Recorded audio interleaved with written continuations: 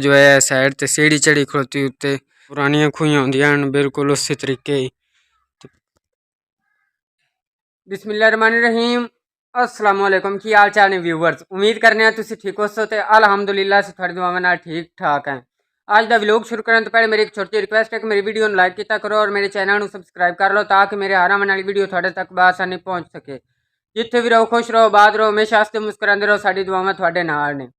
हाँ जी, तो अज जो है ना, आज मैं आया इतने भाई इमरान को क्योंकि काफ़ी दिन हो गया मैं नाले आया कोई नहीं। तो अज मेरा दिल किया कि मैं चल के ना भाई इमरान और मिले आवा, नाले जाके ना उन्होंने घर की सूरत हाल वेख आवा कि किस तरीके उन्होंने घर की मतलब डेकोरेशन की है या किमें करके उन्होंने घर में सजाया है। तो फिलहाल जो है ना भाई इमरान और तो घर है कोई नहीं, तो घर तो इकला ही पिया है। तो यह फिरदा जी भाई इमरान और का मुर्गा तो मुर्गी, और उन्हें भी साढ़े रीति ना कच्चा घर बनाया है इस तरीके नाल। माशाल्लाह कितना प्यारा लग रहा है, सादा जा बिल्कुल ही सादा जा घर बनाया इन्हें।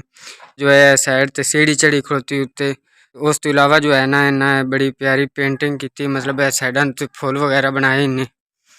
एक तो यह वेखो ना दरखत बने हुए है,